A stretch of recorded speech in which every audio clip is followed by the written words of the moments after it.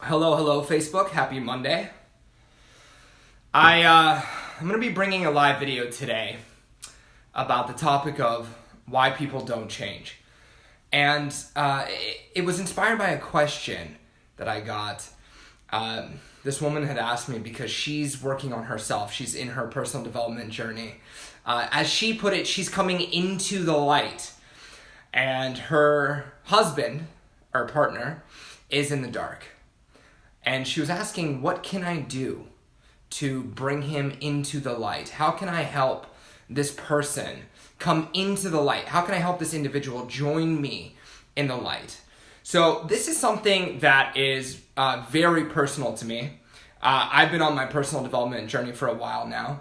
And anyone who's done therapy or coaching or who's ever joined a diet, anybody who's ever experienced change will also have had the experience. Hello, everyone. Hello. Hi. Will also have had the experience of having people resist that change. And so probably the best resource for this is Virginia Satir. And Virginia Satir is this incredible name in systems therapy. She is a pioneer in the field. And she's one of the most influential therapists to this date when it comes to how do systems influence an individual and how do individuals influence the system. And one of the things that you'll notice, I remember from when I started my coaching development and we were getting certified, one of the coaches that they had brought in to teach us was a specialist in weight loss. And I remember she told me the funniest thing was that she would have clients who would come in and they would work on something. So they'd be there to lose weight. And for the first month of the weight loss, the client would make tremendous progress. So they'd be able to stick to their nutrition, they'd get rid of the limiting beliefs, they'd be exercising, they'd be losing weight. Everything would be going really well. And then right around the 1 month mark, for whatever reason, it was incredibly reliable, incredibly predictable, the client would start to backslide. And as they went deeper into this work, as they went deeper into uncovering why they weren't achieving that goal, what they found out was that right around that 1 month mark, the person's husband or their family or their friends would actually start to sabotage their success. Sorry about that, we got a phone call. What will happen is, you'll experience this. You'll experience people in your life as you're making progress towards your goal.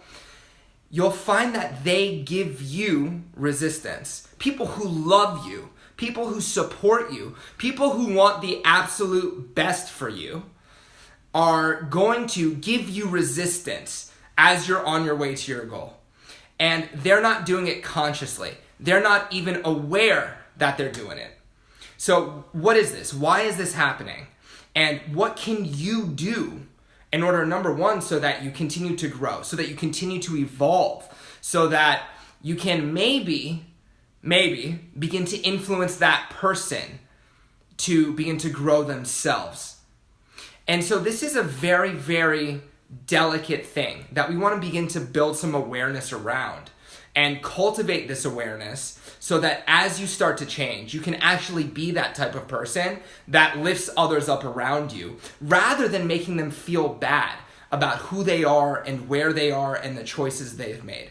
So let's bring some awareness to it. First, why don't people change in the first place? Right? If it's so simple, if you just set goals, if you just change beliefs, if you just, if you get a coach and you just start working on your personal development, why don't people start heading in the direction of their dreams? Hello. Hi, Henry. How are you doing?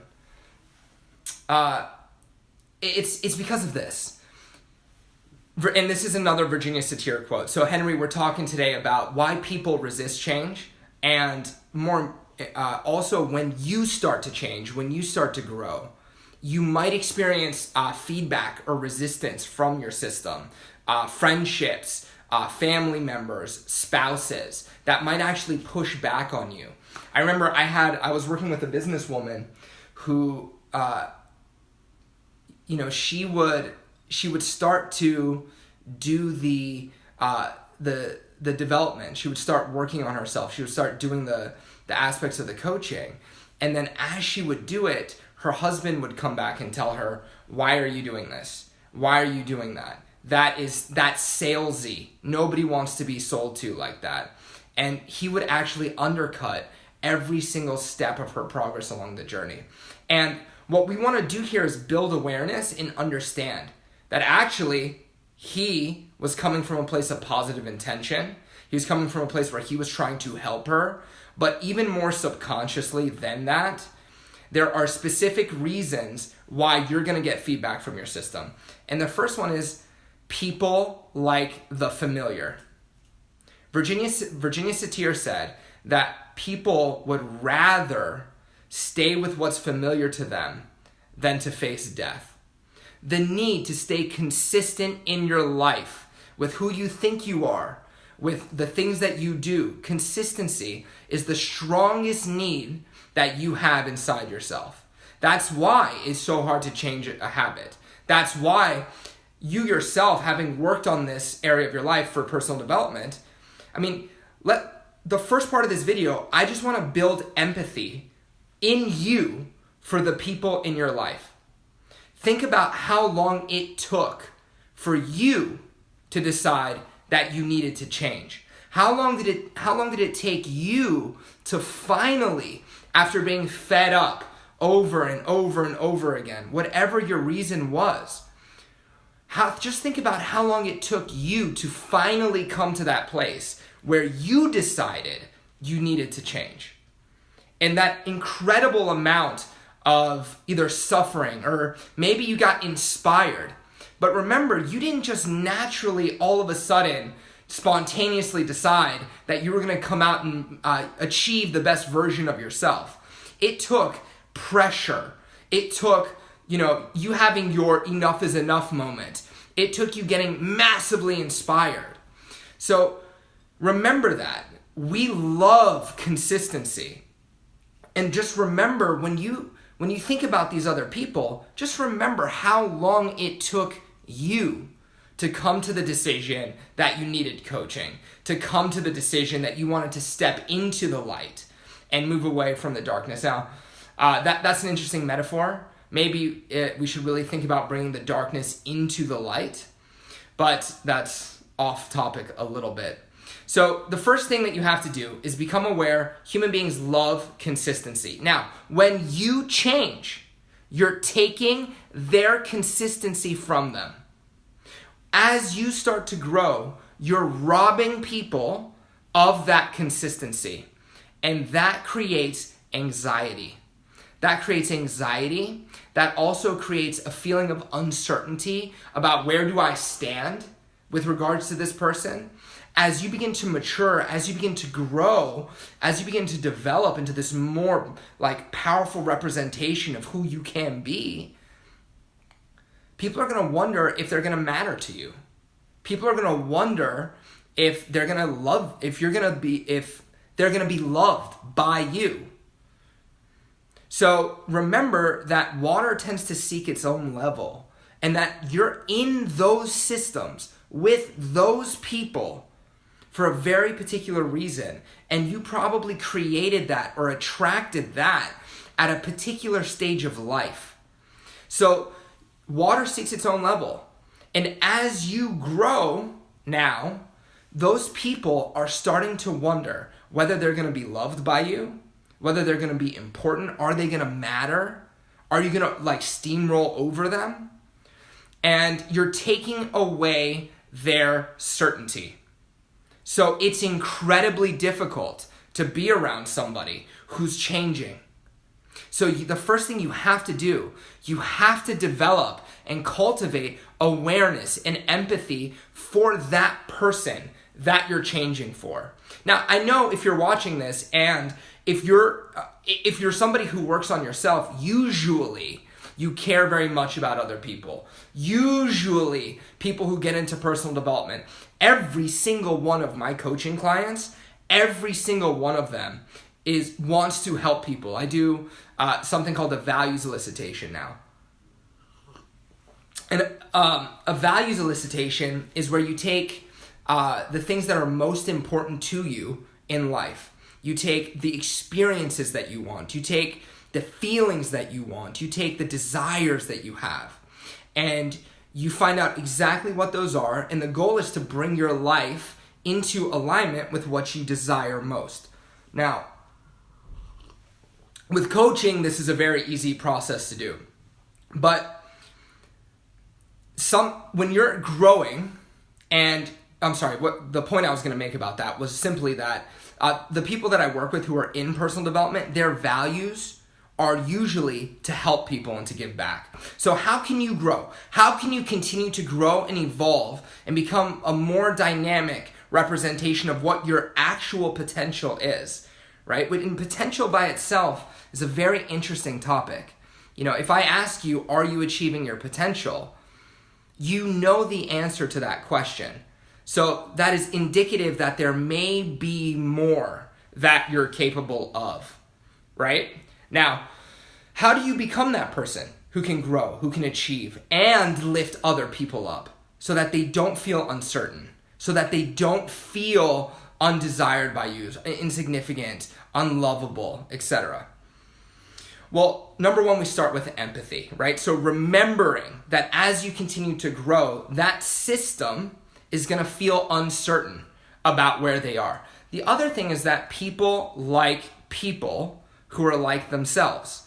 People like people who are like themselves or who they want to be like. So you may have gotten into that relationship at a particular stage of your development, and now you're growing. And so maybe the people that you're around and are with are not interested in cultivating more emotional awareness. Maybe they're not interested in setting goals. Maybe they're not interested in learning how to relate better. So you need to begin to really keep all of these things in mind so that you can have that empathy for that other person. Because we all know that asshole who just got on that new diet and won't shut up about it. And so if you're going through your life and you're constantly growing, you're constantly achieving, and you're just continuously on this upward spiral, and I'm so guilty of this, you have no idea. As soon as I learned about personal development, all I wanted to do was start grabbing my friends and family and being like, guys, you got to learn about beliefs. You got to learn about state control. You got to learn about this. You got to learn about that.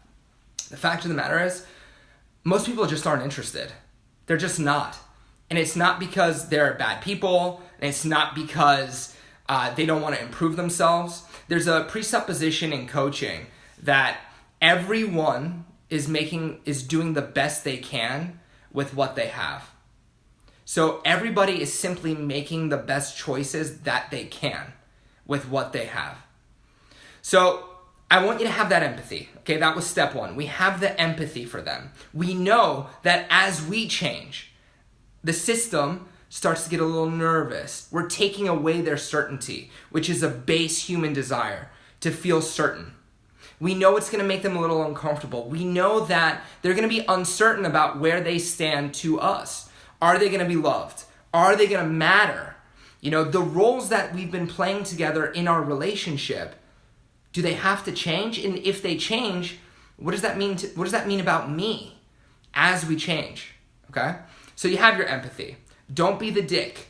Don't be that person who's constantly rubbing your diet or your emotional awareness or the 4 questions or Byron Katie. Don't be that person who's constantly pushing personal development on people. Because here's another one, is people don't like to be told. People hate being told what to do. People hate being told what to do. So we have to be very, very, very elegant about how we do this. So how do you then grow and be in a place where you can actually lift others up? The first one, and most important, is acceptance. So this is one of the all-time, personal development, therapeutic, this is one of the goodies, is that when you develop radical, unconditional acceptance of what is in this moment, and you stop trying to fight it, number one, you feel so much better. You just feel so much better when you stop trying to fight reality. It takes all of your stress and all of your anxiety out of that situation. And the other thing is, being accepted is a deep human need. And you cannot, I'm telling you from a coaching dynamic, you cannot get someone to change if you do not accept them. You cannot do that. This is one of Carl Jung's favorite quotes was that acceptance is the litmus test for personal development. I'm bastardizing the quote, but it was something along the lines of the moral acid test is the extent to which you can accept yourself. So if you're judging the people around you for not growing and not changing and not being on their personal development journey, it's largely because you're trying to reject that within yourself. It's largely because you're trying so hard to get away from that within you. We want to come from a place of radical acceptance. When you can accept yourself, when you can accept that other person, they're not going to feel like you're telling them what to do anymore. So that's huge. We want to develop radical acceptance of the other person. The other thing is, in more line with being that change that you want to see, what is it that when that person changes, right? So in coaching, we don't want to ever wait for an external factor in order for you to be happy, right? I'll be happy when this person gets their stuff together. I'll be happy when so-and-so handles their finances. I'll be happy when this person heals their wounds. I'll be happy when this person learns how to communicate. The problem with that is just look at the linguistic presupposition there. I'll be happy when. You're coding happiness into your future instead of the present moment. You're pushing happiness off into the future, and you're also giving your happiness to your environment. You're giving your power away, quite literally. You're saying that when X, Y, and Z happens, then I get to feel happiness. And happiness is within. That comes from within you. So what is it? This is something we do called a value solicitation. What is it that's so important to you about that person in your life changing? What's so important to you about that individual? Hold on one second. What's so important to you about that person, coming into the light, as was language to me? What is it going to do for you when the other people in your life change and improve themselves? What is that going to do for you?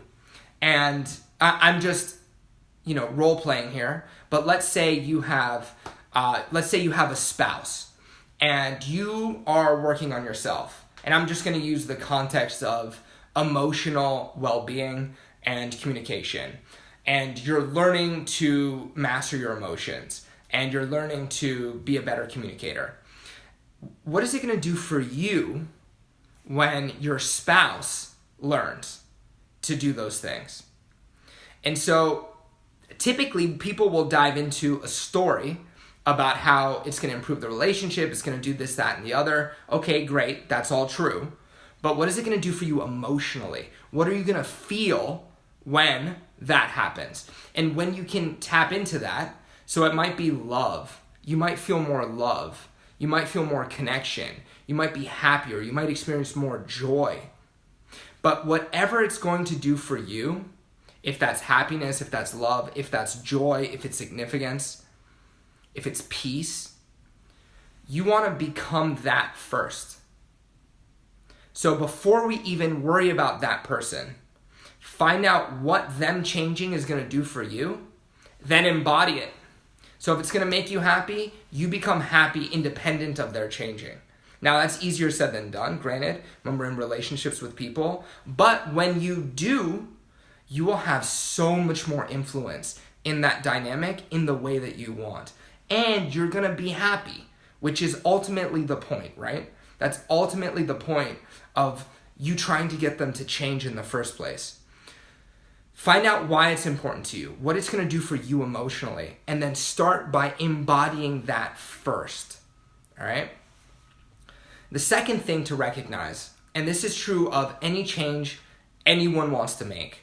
If you want to heal trauma, if you want to get in better shape, if you want to make more money in your business, if you want to,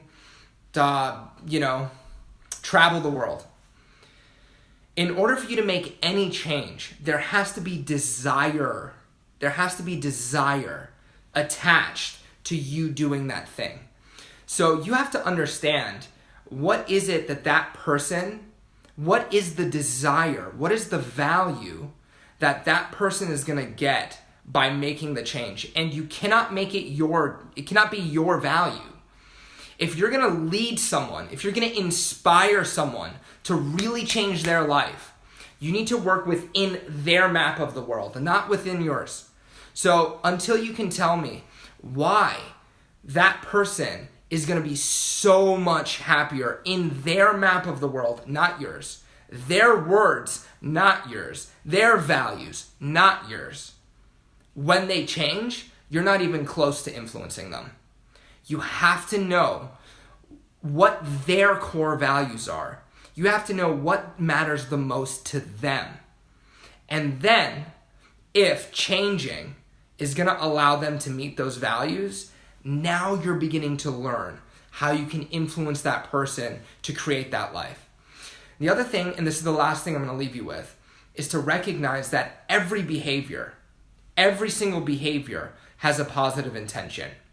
So staying stagnant wherever that individual is, they learned that choice because it was useful to them. So it could be something as simple as, they could be procrastinating. Let's say let's say they're sat on the couch and you want them to, hustle. You want them to be a go-getter. You want them to be a leader or something. Recognize that couch is providing them a positive resource. And until you can recognize what positive value they're experiencing by that quote-unquote limiting behavior, you're not going to be able to get it to change. You want to be able to meet that person's values fully. You have to step outside of your map of the world and stop judging that person if you're ever going to serve them, if you're ever going to help them. And I'm assuming if you're in a relationship with them, then you want to. And lastly, it comes to a difficult decision sometimes. Sometimes people do not want to change. Sometimes people are happy where they are. And then you have to decide whether or not to continue the relationship. You have to decide whether or not this person has the same vision for their life as you do. And that might be the desire for them. Sometimes that can be the hook that helps them overcome and want to change and get better. But ultimately, I think once you know what your values are and you start to design a life around that, then sometimes it is making a hard choice. Sometimes it is saying, I cannot have this person in my life. And that's not always the easiest thing to do. All right, on that super positive, happy note, happy Monday. And I think the most important thing to recap here is have tremendous empathy for that other person, okay? You want to look at where they're at, recognize that change causes uncertainty, causes anxiety, makes people wonder if they're going to be loved or important to you. And think about, as you go through this program, of your personal development, how are you going to double down on making that person feel loved? How are you going to double down on making that person feel significant? How are you going to radically accept them no matter what happens? Because until you do radically accept them, you're going to unconsciously give them vibes that are going to feel very manipulative. It's going to feel very judgmental, and they're not going to like it. All right? And happy Monday. With that, I hope you continue your personal development journey, and I hope you're kicking butt this week. All right.